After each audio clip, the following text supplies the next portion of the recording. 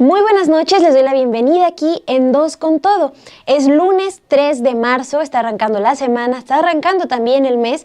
Gracias por permanecer conectados, conectadas aquí en Sin embargo al aire. Les tenemos información sobre qué efecto han tenido en el mercado, en las monedas, en el dólar y aquí en el peso mexicano, el anuncio que hace el presidente de Estados Unidos, Donald Trump. Confirma que los aranceles contra México y Canadá sí avanzarán. También les tenemos información sobre qué es lo que han dicho los gobiernos tanto de Canadá como de México al respecto. Y en el Con Todo hicimos una revisión sobre cómo están avanzando las organizaciones que quieren ser partidos políticos. Recuerden que estas organizaciones, algunas de ellas son encabezadas no solo por políticos abiertamente de ultraderecha, también por políticos que tienen antecedentes en el extinto PRD, también en el PAN.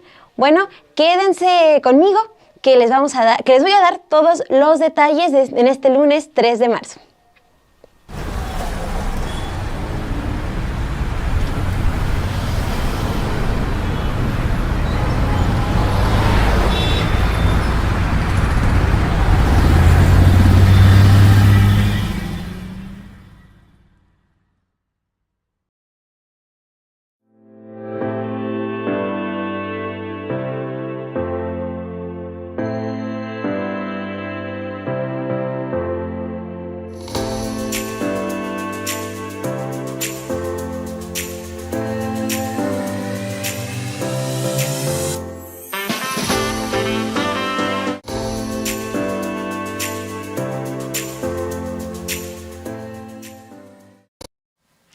Muy buenas noches, gracias por permanecer conectados, conectadas. Ya saben, mi compañera Dulce Olvera inicia su semana de vacaciones, le mandamos un saludo. Qué bueno que se desconecte un rato para llegar pues con más energía aquí en Dos con Todo. Gracias por dejarme sus likes, sus comentarios, los iré leyendo a lo largo de esta transmisión. Vamos a arrancar con la información. Hoy el presidente de Estados Unidos, Donald Trump, anunció que a partir de mañana, 4 de marzo, se aplicarán aranceles del 25% a las importaciones procedentes de México y Canadá. En tanto, los impuestos recíprocos que ya había anunciado se impondrán hasta el próximo 2 de abril. Recuerden que el 1 de febrero, Trump firmó una orden ejecutiva para imponer un arancel del 25% contra los bienes importados de México y Canadá, con un incremento arancelario del 10% específicamente para los productos energéticos canadienses. El 3 de febrero, Donald Trump anunció que los aranceles adicionales sobre los bienes procedentes de México y Canadá serían aplazados durante un mes para así darle más tiempo a estos países para continuar con las negociaciones. Y, de acuerdo con lo que planteó en esa ocasión, los aranceles comenzarían a aplicarse hasta el 4 de marzo. Bueno, hoy el presidente Donald Trump manifestó en conferencia de prensa desde la Casa Blanca que lo más importante es que mañana, es decir, 4 de marzo, habrá un arancel del 25% para Canadá y del 25% para México. Van a tener que tener aranceles. Eso es lo que planteó el presidente Donald Trump este lunes 3 de marzo. Más adelante una reportera le preguntó sobre los aranceles, ¿queda algún margen para que Canadá y México lleguen a un acuerdo antes de medianoche? Bueno, el presidente estadounidense respondió que ya no queda espacio ni para México ni para Canadá. Vamos a escuchar cómo lo dijo. The tariffs, as you know, will start a week earlier than the reciprocal, which is going to be on a couple of weeks earlier. Reciprocal tariffs start on April 2nd. And I wanted to make it April 1st, but I didn't want to go April Fool's Day because that costs a lot of money, but that one day, so we're going April 2nd. But very importantly, tomorrow tariffs 25% on Canada and 25% on Mexico. On the tariffs, is there any room left for Canada and Mexico to make a deal before midnight? No room left for Mexico or for Canada. No, the tariffs, they're all set. They go into effect tomorrow. Bueno, y un poco antes, el presidente Donald Trump anunció la imposición de aranceles a las importaciones del sector agrícola. Dijo que estarán vigentes a partir del 2 de abril. En su red social, Truth Social, escribió lo siguiente: a los grandes agricultores de Estados Unidos, prepárense para empezar a aumentar la producción para venderla dentro de Estados Unidos. Los aranceles se aplicarán a los productores exteriores el 2 de abril.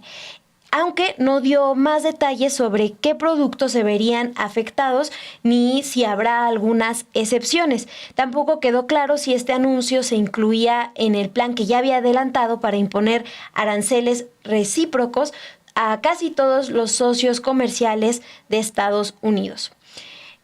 Eso pues ocurre hoy, lunes 3 de marzo, y empezó evidentemente a generar reacciones en los mercados.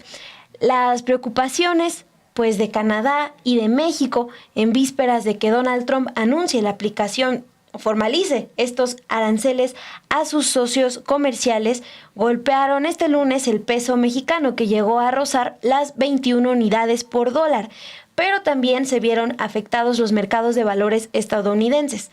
Luego de que Trump confirmó en esta conferencia de la que les mostramos unos fragmentos los aranceles del 25% a las importaciones de productos de México y Canadá, en Wall Street se registraron caídas de índices como el Nasdaq y el Dow Jones, y de acuerdo con las cifras registradas, el índice Nasdaq fue el que resultó más perjudicado tras las declaraciones del presidente Donald Trump. Al concluir la jornada, este índice, que se enfoca en empresas tecnológicas, tuvo una caída del 2.64%, por lo que cerró en 18.350.19 unidades. Otro índice que se vio afectado por el anuncio de Donald Trump sobre las medidas arancelarias contra México y Canadá fue el Dow Jones. Él registró un impacto negativo este lunes al cerrar en 43.191 unidades, cifra que es 1.48% menor a la que tuvo antes de que el presidente de Estados Unidos reafirmara su intención de seguir adelante con sus medidas arancelarias. Y el peso también resintió el anuncio, pero se mantiene estable. Como ya ha ocurrido en otras ocasiones, el peso mexicano sufrió un golpe luego de que Donald Trump anunció pues estos aranceles. Antes de las declaraciones del presidente estadounidense, el peso estaba en 20.50 unidades por dólar. Sin embargo, después registró un alza hasta llegar a las 20.72 unidades por dólar para nuevamente descender y cerrar en 20.62 unidades por dólar. Así es como se va percibiendo este anuncio, esta confirmación que hace Donald Trump de sí imponer los aranceles a México y Estados Unidos. Les comentaba al inicio del programa que hay también información sobre la postura que ha tomado tanto el gobierno de México como el gobierno de Canadá. Desde esta mañana, la presidenta Claudia Sheinbaum manifestó que las reuniones en Estados Unidos estuvieron muy bien. Recuerden que la semana pasada su gabinete, el gabinete de seguridad, encabezado por el secretario de Seguridad, Omar García Harfuch, pero también por el fiscal Alejandro Gertz Manero, acudieron a Estados Unidos, tuvieron reuniones con el gabinete del presidente Donald Trump, y en ese contexto es que México llevó a Estados Unidos a 29 hombres identificados pues como líderes de grupos de crimen organizado. Hoy la presidenta Claudia Sheinbaum se refiere a estas reuniones, las califica como que estuvieron muy bien, pero también habla de mantener serenidad y paciencia ante los aranceles. Dijo que tienen plan A, plan B, plan C y hasta un plan D. Vamos a escuchar qué es lo que comentó en su conferencia matutina.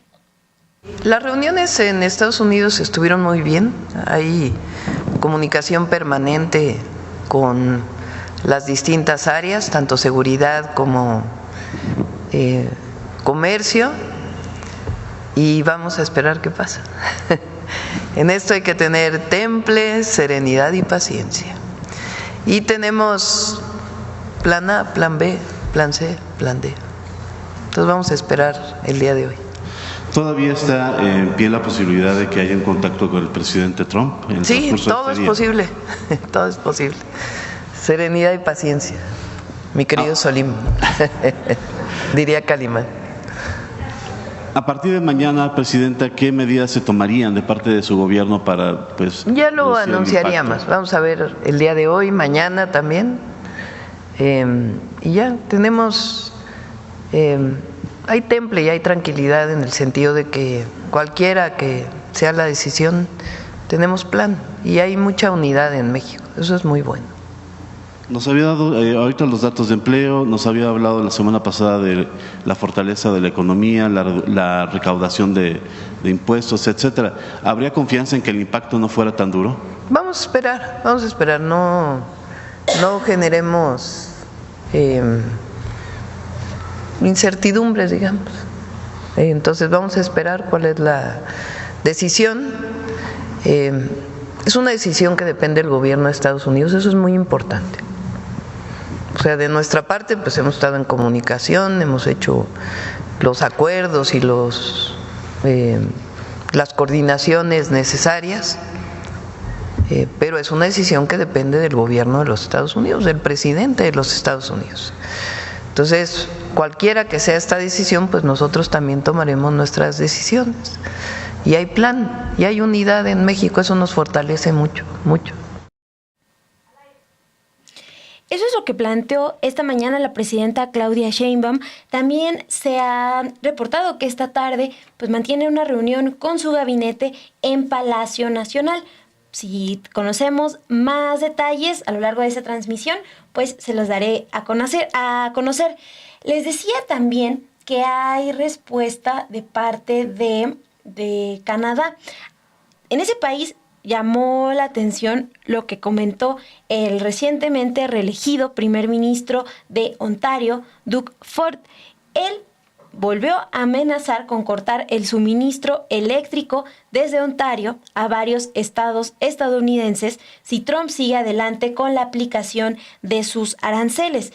Les decía, llamó la atención porque hizo el llamado a que se sumen otras provincias como a Quebec, Manitoba y la Columbia Británica. Lo que planteó hoy el primer ministro de Ontario es lo siguiente: debemos actuar unidos, dejar sin energía al este. Ellos deben conocer el dolor. Bueno, esto como parte de las respuestas que se dieron a conocer el día de hoy en Canadá ante las amenazas o el anuncio de Donald Trump de imponer aranceles a ambos países. Y nos seguimos también con información relacionada con Donald Trump y estos anuncios que hace después de que el presidente estadounidense se reunió con Zelensky, el presidente de Ucrania, que discutieron en la oficina Oval. Donald Trump ordenó una pausa en toda la ayuda militar a Ucrania. De acuerdo con reportes de Bloomberg y Fox News, Estados Unidos pausó toda la ayuda militar actual a Ucrania hasta que Trump determine que los líderes del país demuestren un compromiso de buena fe con la paz. Antes de este anuncio, Trump criticó a Zelensky por sugerir que el fin de la guerra de Rusia contra Ucrania probablemente está todavía muy, muy lejos. Trump dijo que Zelensky no durará mucho tiempo a menos que ceda la presión y llegue a un acuerdo en los términos de Estados Unidos. Lo que dijo es lo siguiente: no debería ser tan difícil llegar a un acuerdo, se podría hacer muy rápido. Es lo que plantea Donald Trump ante los periodistas. Y también lo que se ha dicho es que la pausa de esta ayuda incluiría incluso la que ya está comprometida o en camino a su destino, es lo que han reportado diarios estadounidenses. La medida paraliza la entrega de armamento o equipamiento en territorio de Polonia y el que ya está listo para su entrega a Ucrania. Eso es lo que ha especificado Fox News.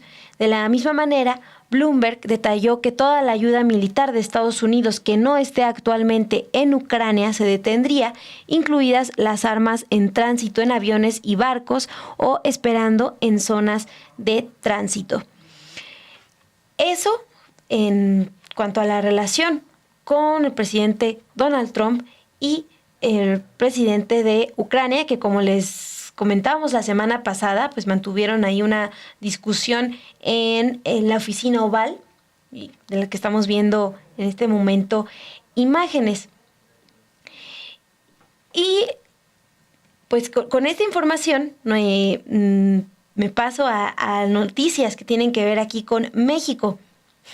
Les agradezco por conectarse, por dejarnos sus likes y estoy leyendo aquí sus comentarios. Gerard Meléndez, a Miguel Ángel Ayala, que dice, bueno, yo no pauso mi apoyo aquí a Dos con Todo. Gracias Miguel. Y pues vamos con la información aquí de México. Desde el fin de semana se anunció la detención de 4 exfuncionarios del gobierno de Michoacán, del gobierno que encabezó Silvano Aureoles, el último gobernador que tuvo el PRD. Bueno, el gobernador de Michoacán, el actual gobernador, el morenista Alfredo Ramírez Bedoya, se refirió este lunes al exmandatario perredista Silvano Aureoles como un prófugo de la justicia. Esto al recordar que el sábado pasado se confirmó que hay una orden de aprehensión en su contra por actos de corrupción. Les decía, recuerden que fueron 4 los exfuncionarios del gobierno de Silvano Aureoles detenidos. El gobernador Alfredo Ramírez explicó que continúan las investigaciones para localizar al exgobernador y cumplir la orden de aprehensión que emitió una jueza en la Ciudad de México. Alfredo Ramírez, el gobernador, también recordó que su administración fue la que presentó desde febrero del 2022 varias denuncias contra Silvano Aureoles ante la Fiscalía General de la República y la Unidad de Inteligencia Financiera. Esta orden de aprehensión por la que se está buscando al exgobernador de Michoacán está relacionada con la denuncia por irregularidades económicas detectadas en la construcción de 7 cuarteles policíacos. Hoy el gobernador de la entidad, Alfredo Ramírez, comentó lo siguiente sobre estas irregularidades encontradas en la construcción de cuarteles policíacos. Se pagaron algo así como 980 millones de pesos por un cuartel que hicimos avalúos del Instituto Nacional de Bienes Federales y avalúos y no tiene un valor superior a los 180 millones, pero se pagaron 980 millones. Es decir, 5 veces su costo. Ya se énfasis en que fueron 5 veces el costo que se habría pagado de estos cuarteles policíacos. También detalló que se abrieron más carpetas de investigación por otros delitos en los que estaría relacionado el exgobernador Silvano Aureoles. Vamos a escuchar qué dijo hoy el gobernador de Michoacán. Bueno, primero, el estatus en este momento, la FGR continúa con las pesquisas para dar con el paradero del exgobernador y cumplimentar la orden de aprehensión que emitió una jueza en la Ciudad de México por los delitos que ya presentó aquí con mucha claridad la Contralora del Estado. La situación jurídica en este momento es de prófugo, está prófugo de la justicia. Sí tenemos información por parte de la FGR en el sentido de que anda huyendo. La FGR está haciendo ahora sí que la investigación y la complementación en varias partes del país, incluyendo Michoacán, otros estados de la República. No se puede brindar mayor información, hubo especulación. Lo que sí es certero, lo que sí es claro es que hay una orden de aprehensión por un delito o por varios delitos más bien precisos que ustedes pueden observar. Es una investigación, lo comentaba yo hoy con algunos medios de comunicación en la mañana, en entrevista telefónica, es una investigación que tiene ya varios años por parte del gobierno del estado de Michoacán. La denuncia se presentó desde febrero del 2022.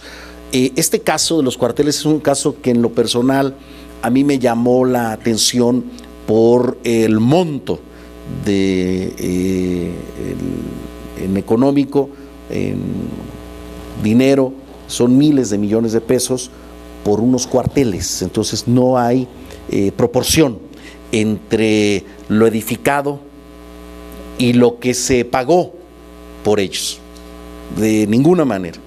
Hay un cuartel que está más o menos, en total se pagaron algo así como 980 millones de pesos por un cuartel que hicimos avalúos del Instituto Nacional de Bienes Federales y Avalúos, el INDABIN, y no tenía un valor superior a los 180 millones, y se pagaron 980 millones, es decir, 5 veces su costo, no 2 veces su costo, 5 veces su costo, además de las irregularidades, porque fueron adjudicaciones directas en base a una supuesta patente de construcción, lo cual detectamos que no existe tal patente, por lo tanto el argumento por el cual se hizo la adjudicación directa es falso.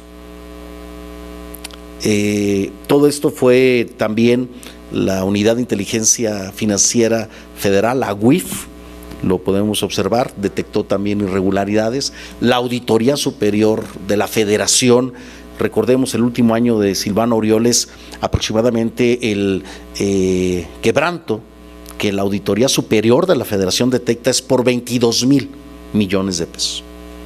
Entonces esto solo es una parte de ese quebranto, más o menos por 5,000 millones, pero lo que constituye delito son 3,400 millones de pesos. Es una investigación muy ardua, de tiempo completo, de la Contraloría del Estado, de la Contralora Susana Marín, de su equipo, para lograr que la FGR tuviera todos los elementos técnicos, financieros, legales, y finalmente integrar la carpeta de investigación, se presentara ante un juez. El juez emite las órdenes de aprehensión y el día de ayer se llevó a cabo la audiencia, la primera audiencia, donde la jueza decreta que la detención es legal y sujeta a prisión preventiva a estos primeros 4 implicados en el tema. En este momento, vuelvo a repetir, está prófugo de la justicia el exgobernador Silvano Aureoles. Bueno, eso es lo que comenta hoy el gobernador de Michoacán, Alfredo Ramírez. También les recuerdo que este fin de semana, pero mucho antes, es decir, los últimos años, aquí en Sin embargo MX hemos publicado reportajes sobre los nexos del exgobernador Silvano Aureoles con distintas redes políticas nacionales. Un texto, nada más que yo les recomendaría, que se publica hoy en Sin embargo, se llama 7 reportajes claves para conocer los nexos de Aureoles con las redes políticas nacionales. Pues ya está disponible ahí en Sin embargo MX y tiene los enlaces de textos para que ustedes recuerden, por ejemplo, los vínculos de este exgobernador con Latinus y también con la familia Madrazo, el priista. Pues seguimos aquí con esta información, con todo lo que ha generado el anuncio de la detención de los exfuncionarios del gobierno de Silvano Aureoles. Recuerden, los funcionarios que fueron detenidos por la Fiscalía General de la República este fin de semana son Carlos Maldonado Mendoza, exsecretario de Finanzas, Mario Delgado Murillo, exdelegado de Finanzas de la Secretaría de Seguridad Pública, Elizabeth Villegas Pineda, exdelegada administrativa de la Secretaría de Seguridad, y Juan Antonio Bustamante, exsecretario de Seguridad Pública de Michoacán. Sobre este tema también fue cuestionado Octavio Córdoba, el dirigente del PRD en Michoacán, porque aunque el PRD perdió su registro a nivel federal al no alcanzar el mínimo de 3% de los votos en la última elección, pues todavía conserva su registro a nivel local en algunas entidades.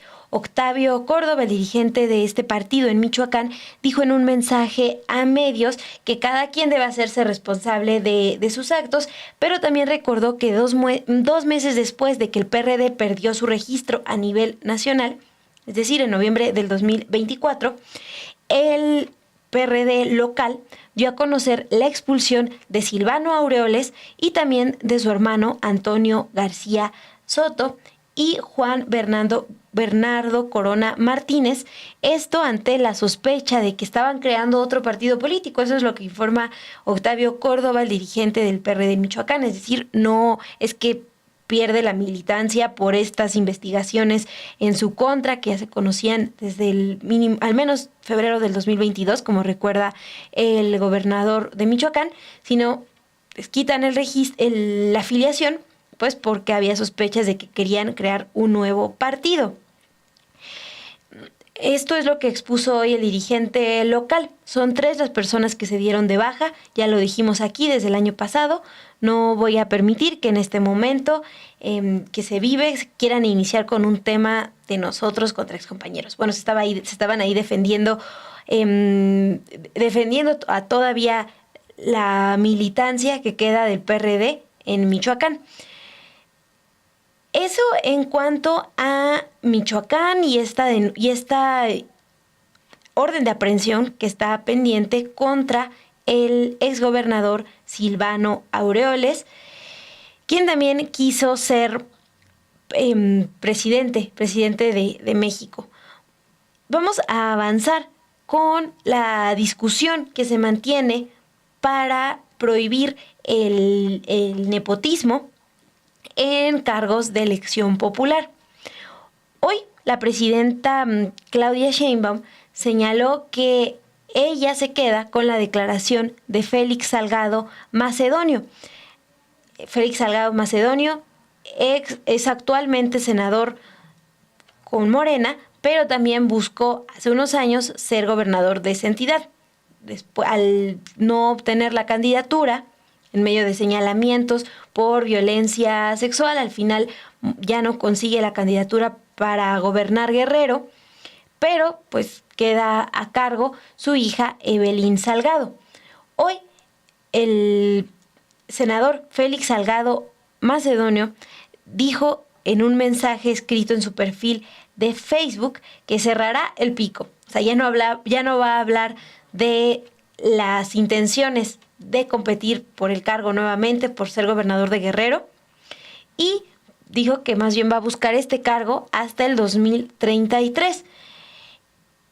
Esto es lo que escribió en su red social. Es muy temprano para hablar de candidaturas. Cerraré mi pico. Respaldo con todo mi amor a Morena, a la 4T y a mi presidenta Claudia Sheinbaum. Estoy joven y me puedo esperar hasta el 2033. Y con eso cierro el capítulo. Sí llamó mucho la atención este mensaje que publica en su red social, porque ya había dicho previamente que si la orden es no postularse, pues para cumplir con esta iniciativa que la presidenta Claudia Sheinbaum ha impulsado para prohibir el nepotismo en estos cargos de elección popular, pues sí pues seguiría las reglas y no se postularía, pero bueno, ya después, hoy aclara que puede esperar hasta el 2033. Esto es relevante porque en la Cámara de Diputados se discutió este lunes 3 de marzo cómo avanzará la iniciativa que fue enviada por la presidenta Claudia Sheinbaum para prohibir el nepotismo en cargos públicos. Hoy la discusión se realizó en las Comisiones Unidas de Puntos Constitucionales y la Reforma Política Electoral. Lo que destaca de esta discusión es que desde el fin de semana y en los últimos días, por ejemplo, Gabriela Jiménez, la vicecoordinadora de los diputados de Morena en la Cámara de Diputados, dijo que su bancada impulsará la reforma propuesta por la presidenta, es decir, buscarían que la reforma regrese a su forma original para que la iniciativa contra el nepotismo entre en vigor en 2027 y no hasta el 2030, como pues se avaló en el Senado la semana pasada, después de que el Partido Verde impulsó un cambio, y este cambio pues ya eliminaba de entrada que la prohibición al nepotismo entrará en vigor desde el 2027. Entonces tenemos a Gabriela Jiménez, la vicecoordinadora de los diputados de Morena, anunciando que respaldarían la propuesta inicial que impulsó la presidenta Claudia Sheinbaum. Pero ya hoy que se discute en comisiones esta iniciativa, aclaró que Morena ya no buscará modificar la minuta que aprobó el Senado. Dijo que tuvieron pláticas con diferentes fuerzas, con grupos parlamentarios para regresar la prohibición del nepotismo al 2027, pero pues al final concluyen que no harán la modificación al dictamen. Vamos a escuchar qué es lo que planteó hoy Gabriela Jiménez, vicecoordinadora de los diputados de Morena en San Lázaro. Democracia. Vamos a defender la reforma porque es lo correcto, porque México merece líderes que sirvan al pueblo y no a sus apellidos. Por eso la bancada de Morena vamos a votar a favor del dictamen. Yo quiero decir que estuvimos en pláticas con diferentes fuerzas y grupos parlamentarios para regresar. Sin embargo, después de un análisis político profundo, sabemos que si modificamos el dictamen regresará al Senado y que en el Senado no contamos con los votos y con los números suficientes para que pueda hacerse realidad el cambio. Por eso yo les voy a decir y le digo a la presidenta Claudia Sheinbaum que la apoyamos, que la respaldamos y que también felicitamos a la presidenta de Morena, Luisa María Alcalde, porque vamos a modificar los estatutos de nuestro partido para que no pueda haber ningún familiar como candidato a partir del 2027 y a partir de las próximas elecciones. México confía en nosotros y nosotros vamos a velar siempre por el pueblo de México. Muchas gracias. Pues esa es la información. El dictamen no será modificado, ya lo confirma la vicecoordinadora de las y los diputados de Morena. Para cerrar esta información, estas críticas al nepotismo en los cargos públicos, en los cargos de elección popular, la presidenta Claudia Sheinbaum respondió hoy, les decía, a una pregunta sobre las intenciones de Félix Salgado para buscar la candidatura a gobernador. Ella opinó que a otros políticos que como él insistan en buscar estos cargos, aún en medio de este debate contra el nepotismo, dijo que no les iría muy bien. Esto es lo que menciona la presidenta Claudia Sheinbaum en su conferencia matutina. Yo ya envié la iniciativa, el Senado tomó una decisión, vamos a esperar a ver qué plantea la Cámara de Diputados. Y la decisión tiene que ver con un sentimiento del pueblo de México. Entonces, a todos aquellos que son familiares de quien está ahora en un puesto de elección popular, no es un asunto de ambición personal. Nosotros somos parte de un movimiento de transformación y no puede ser que la ambición personal esté por encima de la transformación, eso nunca, porque entonces se vuelve un asunto individual. Entonces, a ver qué decide la Cámara de Diputados. Yo envié la iniciativa, el Senado tomó una decisión, creo que es importante que quede en la Constitución, por eso envié la reforma. Y para el caso del 2027, pues a todos aquellos que forman parte de nuestro movimiento, pues este no es un asunto personal, ni de ambición personal. Estamos aquí para servir al pueblo y para transformar el país. Hay algunos personajes que son familiares de personas que están en cargos de elección popular que han planteado ya la posibilidad de irse de Morena a otros partidos para poder competir. Usted ya había comentado algo la semana pasada. ¿Ese sería el camino para esas personas que no tendrían cabida dentro del movimiento que usted pertenece? Repito, no es un asunto de ambición personal y eso lo tienen que asumir todos los que son parte, todos y todas las que son parte del movimiento de transformación. Entonces, ¿cómo que, o sea, qué va a pensar la gente? ¿Me cambio de partido para que pueda ser papá, hijo, hermano, tío, el candidato? Pues no. La gente no quiere eso.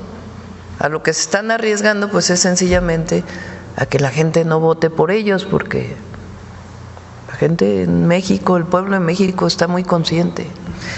Y estas reformas que planteé vienen de la gente, del sentimiento que recogí en la campaña.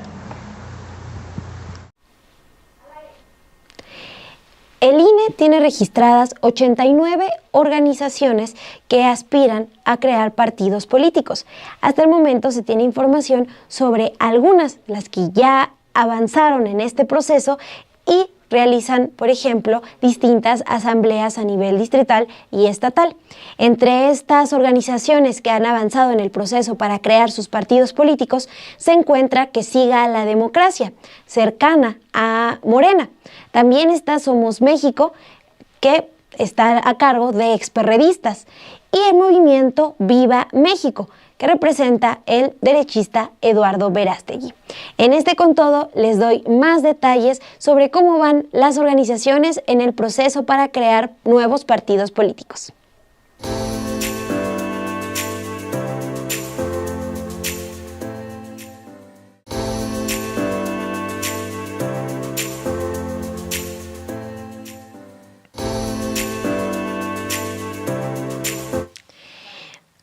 Las distintas personas que han militado en el PAN, en Morena, pero también en los extintos PRD, Encuentro Social y redes sociales progresistas, así como políticos de ultraderecha que abiertamente respaldan al presidente Donald Trump, ya recibieron la autorización del Instituto Nacional Electoral, el INE, para iniciar el proceso para construir nuevos partidos políticos.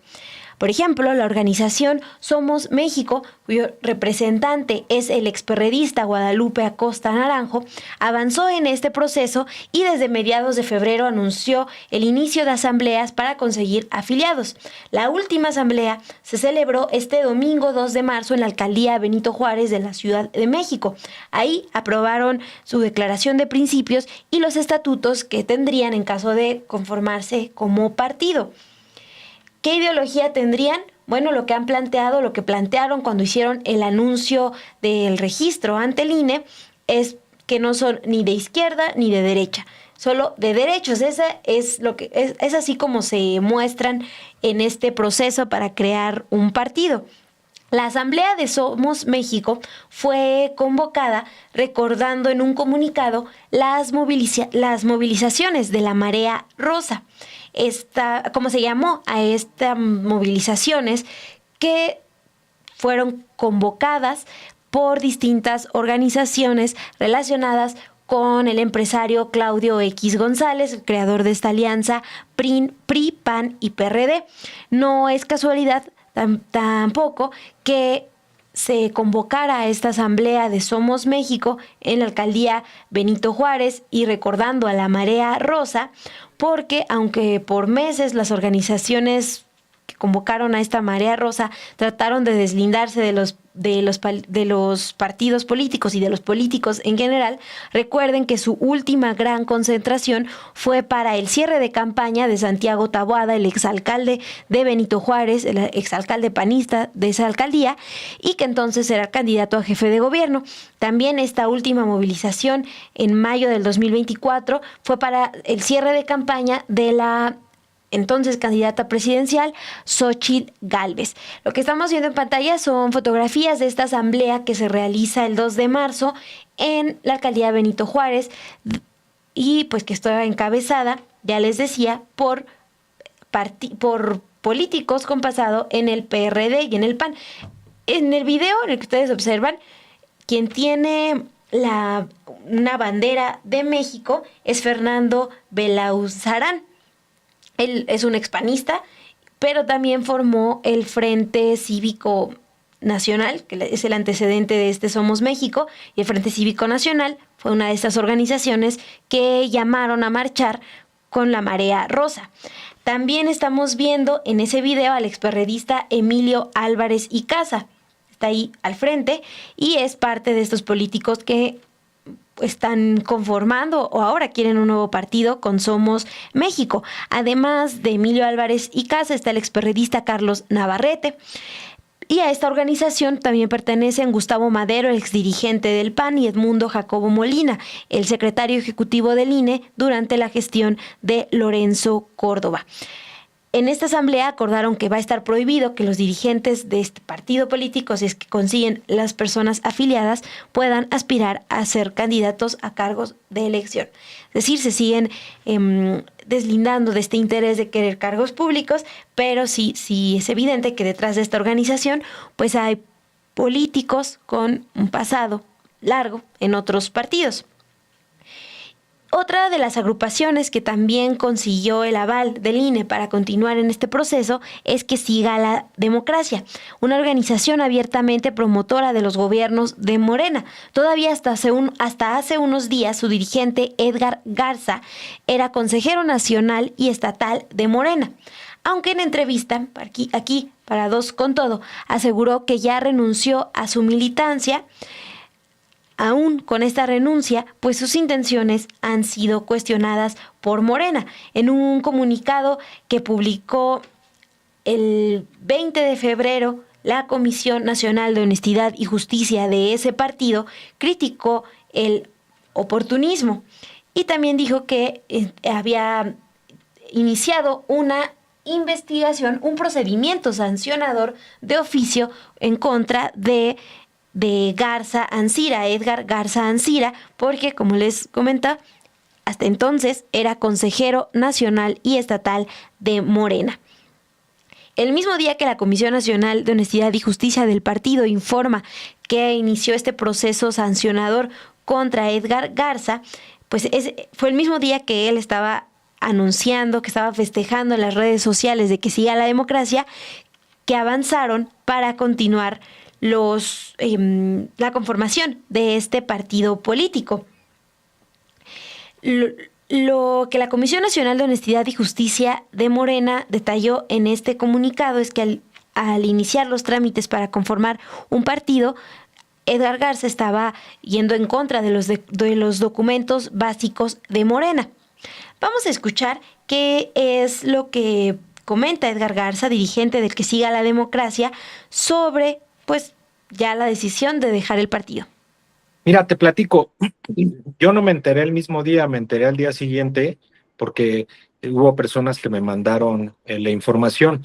De hecho, el día de ayer, como a la 1:30 de la tarde, fui notificado del proceso que hizo la Comisión de Honor y Justicia ahí en Morena, pero te informo también que yo el día de ayer a las 10:55 de la mañana mandé un escrito agradeciendo infinitamente a Morena, a las bases, a los militantes, a los simpatizantes por el tiempo que yo participé en Morena, renunciando a mis cargos de consejero estatal y consejero nacional y a la misma militancia en Morena. No sé qué decidan ellos. Yo lo que te quiero decir es que es importante que sepan que yo únicamente en mi vida he militado en Morena, nunca había participado en ningún otro partido político, y repetir que estoy muy agradecido por el tiempo que me tocó caminar en esa trinchera, pero ahora nos tocará caminar en otra trinchera a favor de la Cuarta Transformación, a favor del segundo piso de la Cuarta Transformación y a favor del proyecto de nación. Bueno, ya escuchamos a Edgar Garza, anuncia que deja la militancia en Morena, pero bueno, después de que la Comisión Nacional de Honestidad y Justicia anuncia este proceso de investigación sobre sus intereses para crear un nuevo partido político. Cuestionado sobre si Que Siga la Democracia, pues no está siendo oportunista al querer crear un nuevo partido después de respaldar durante los últimos 4 años al menos a Morena. Él dijo, Edgar Garza, que Siga la Democracia pues ha apoyado a ese partido por ejemplo, al conseguir las firmas necesarias para realizar la solicitud de revocación de mandato que impulsó el expresidente Andrés Manuel López Obrador. Un proceso en el que, recuerden, sí consiguieron las firmas necesarias, pero también fueron sancionados por el INE porque presentaron firmas de casi 15,000 personas que ya habían fallecido. Eso es lo que dice Edgar Garza sobre si hay o no oportunismo en esta intención de crear un nuevo partido. Yo no entiendo el tema del oportunismo. Si revisamos, investigamos un poco, Que Siga la Democracia fue la agrupación que promovió, fue el principal promoviente de la revocación de mandato. No lo hizo el partido, lo hizo Que Siga la Democracia, donde juntamos 9.8 millones de firmas, donde también estuvimos en el proceso de comunicar, de informar, de solicitar participación ciudadana en la revocación de mandato, en la reforma eléctrica y en la reforma política electoral, y también firmamos un convenio de unidad con Morena para la campaña del 2024. Entonces, pues está muy claro que este movimiento, este sentimiento de que siga la democracia, este brazo ciudadano de la Cuarta Transformación, pues es un ente que ha caminado solo ya durante casi 4 años y ha participado en los diferentes procesos.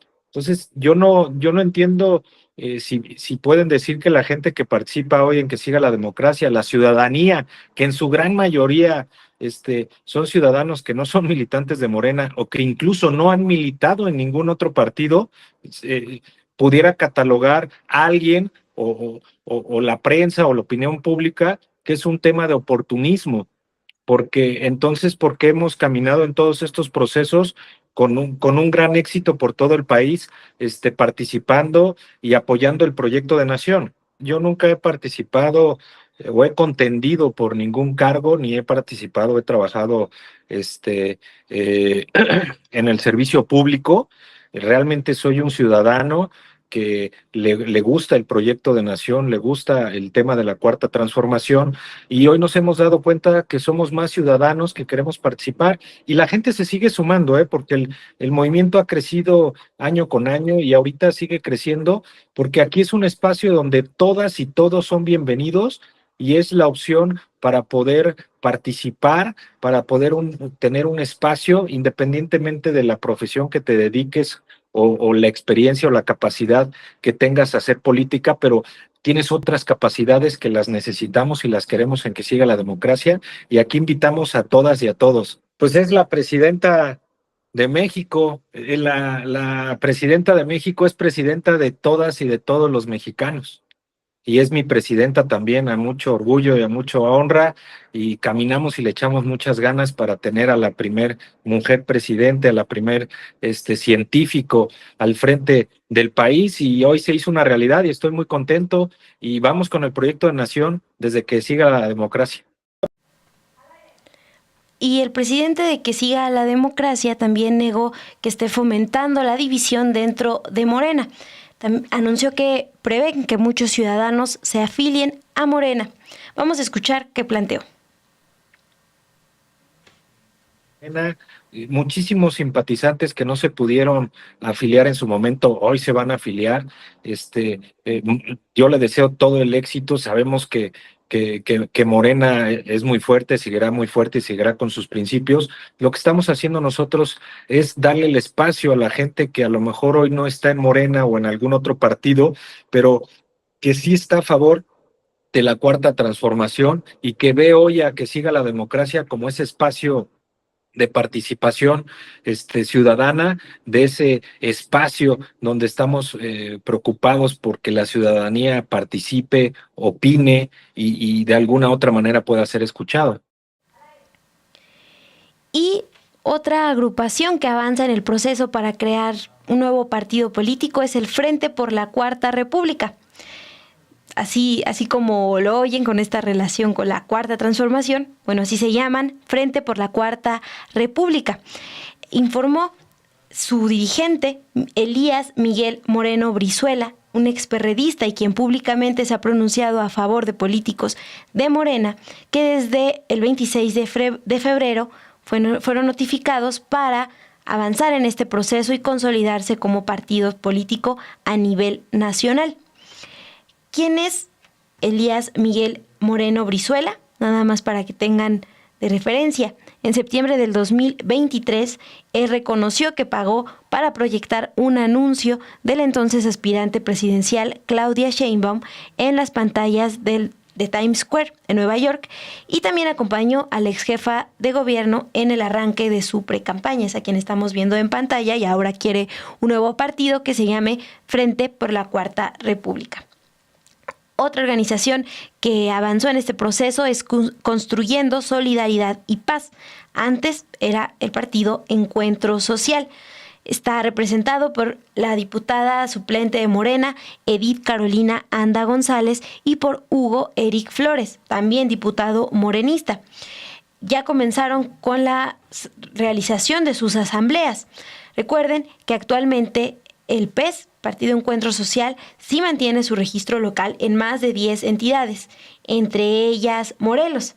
Morelos es relevante porque el PES abanderó en su momento a Cuauhtémoc Blanco como gobernador, y pues ahora la comisión jurisdiccional que preside este diputado morenista Hugo Eric Flores está en proceso de analizar la solicitud de desafuero por la denuncia de violencia sexual en grado de tentativa que pesa contra el exgobernador Cuauhtémoc Blanco.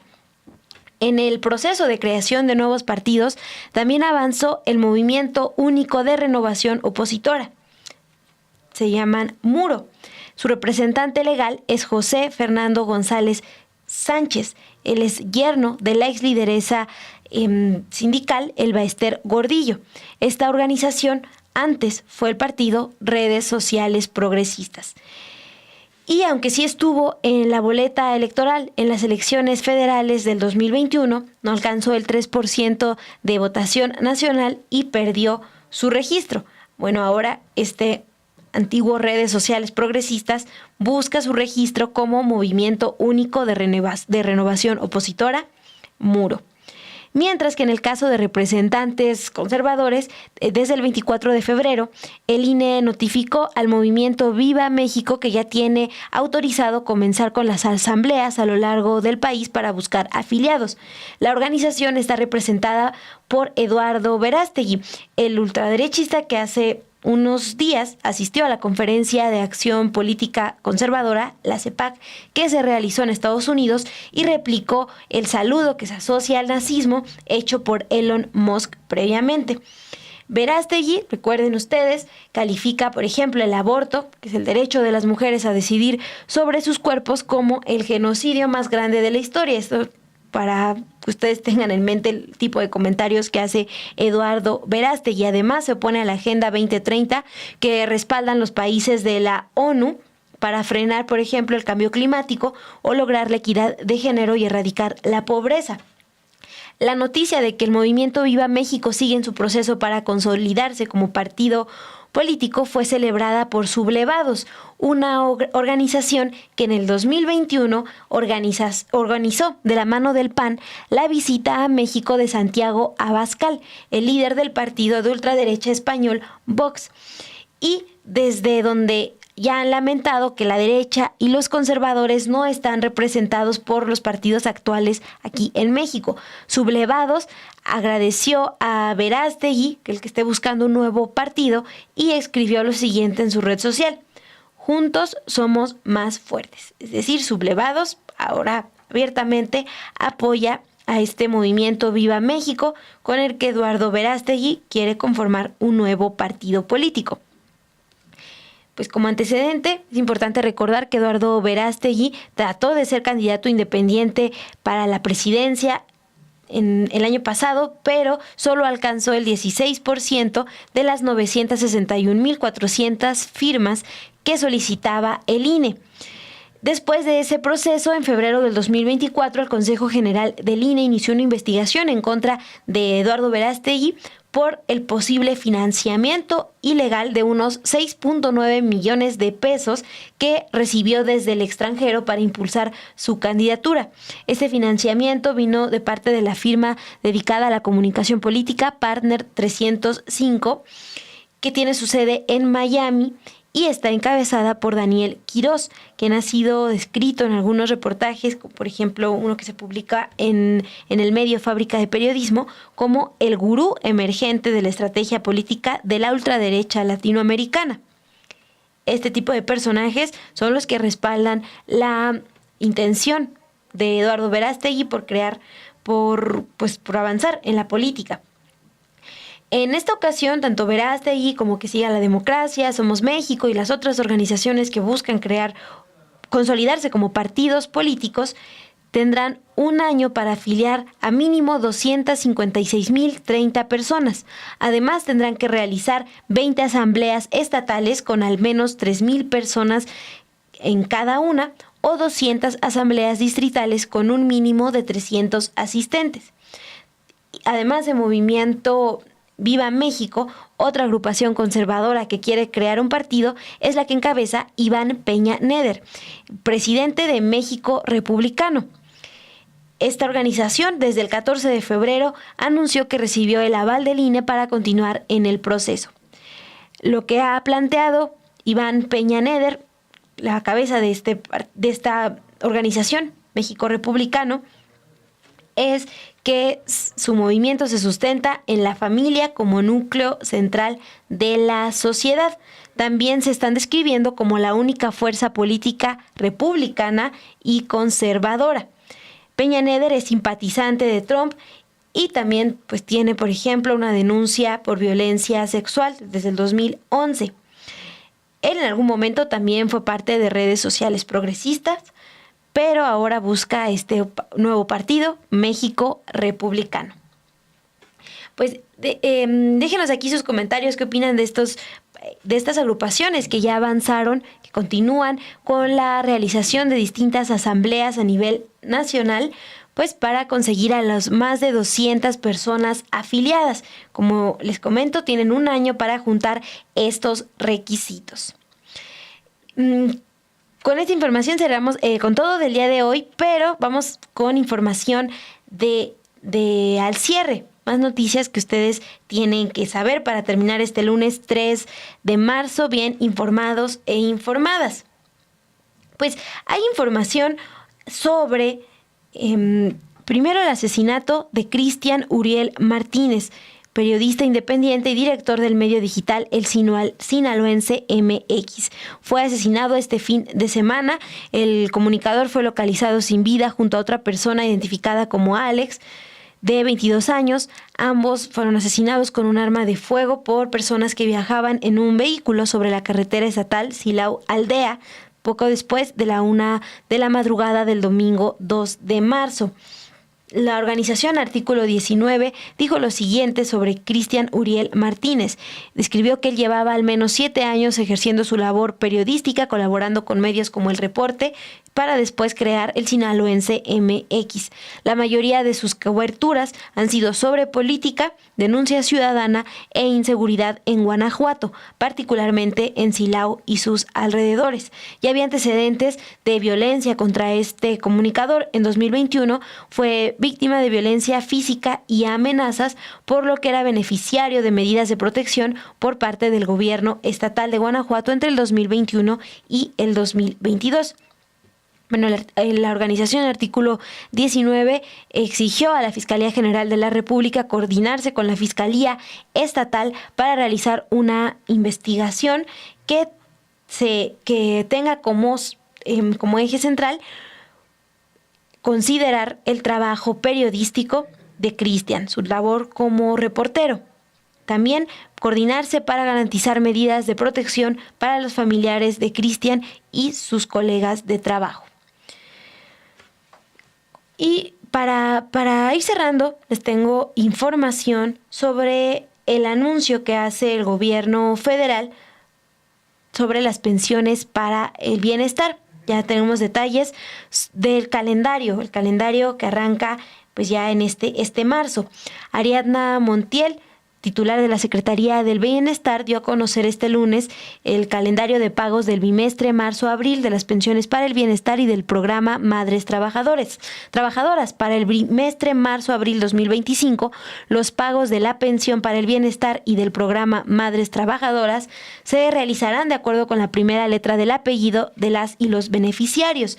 Bajo esta regla, las fechas de pago quedan de la siguiente manera.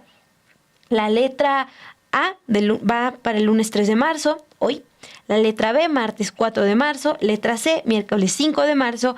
Y la letra también C, jueves 6 de marzo. Mientras que el viernes, esta semana, el 7 de marzo, cerrará con las letras D, E y F. Y estamos viendo en pantalla las fechas y las letras de sus apellidos para que ustedes vayan ubicándola en este marzo. Y pues si están registrados en este programa de pensiones para el bienestar, puedan acudir por el pago. Yo me voy a despedir, con esto despido ya Dos con Todo en este lunes 3 de marzo. Muchas gracias por dejarnos sus comentarios. Veo, por ejemplo, aquí a Enrique, que habla de Verástegui, pues molesto también porque quiere conformar un nuevo partido político. Rodolfo Salas nos comentó a seguir viviendo del erario. Es decir, sí hay reacciones por esta creación de nuevos partidos, por la intención de conformar nuevos partidos. Esto es un proceso que va a durar todo este año y hasta el 2026 tendremos información de quiénes sí consiguieron las firmas necesarias. Pero pues es importante seguirlos para saber cómo avanzan en este proceso. Gracias por conectarse hoy aquí a Dos con Todo. Ya saben que nos vemos mañana a las 8:30 por Sin embargo al aire, y les dejamos con un cachito de cómo se vivió el día de hoy el versus, y con eso despedimos.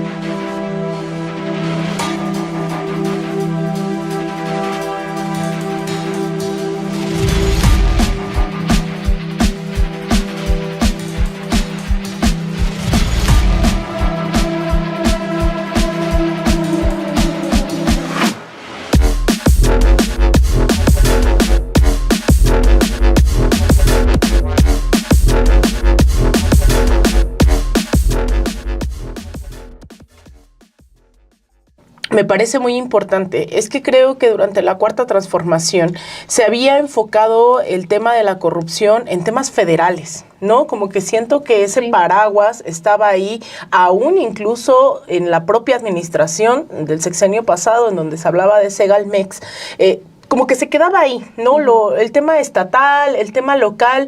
Yo siempre decía, ese es el gran reto de la Cuarta Transformación, el cómo se llegan estos debates y estas praxis de evidenciar en lo local y en lo estatal, que es en donde están más enquistados estos nexos de corrupción, de narcotráfico, no, o sea, como que ahí no había llegado.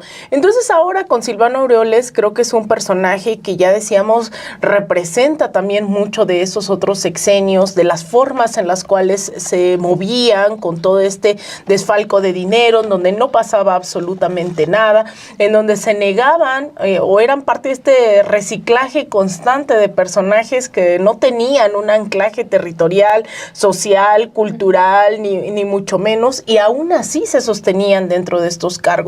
Entonces, yo creo que es muy bueno esta sacudida que significa Silvano, porque yo creo que lejos estamos de creer que es el único caso. Claro. ¿No? Que es, esperemos, estos casos que ahora se sustenten para ver por qué esa intención, ¿no? O sea, por qué aferrarse a estar como parte del aparato estatal. ¿Qué significa ser gobernador? O sea, no es como que la gente escuche, quiero ser gobernador porque tengo este proyecto que quiero implementar, ¿no? Esa no era la constante.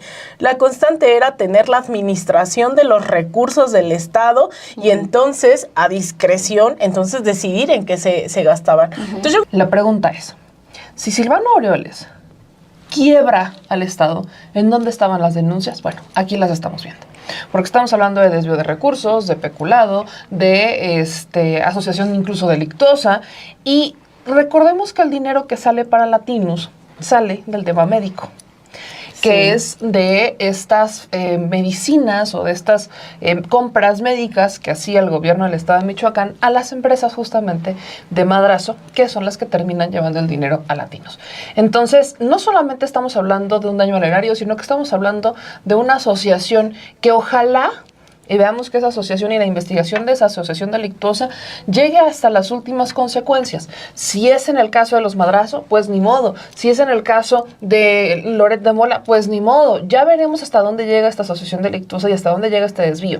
Pero lo que sí es importante es que no las cosas se queden solamente en un señalamiento público, sino que realmente lleguen a las últimas consecuencias. Y ahí es donde también hablamos del letargo o el retraso que se tiene, porque dices, bueno, ¿cuánto tiempo tenemos conociendo esto? ¿Cuánto tiempo tenemos hablando de este tema? Y es hasta 2025, marzo del 2025, que vemos que se toman acciones.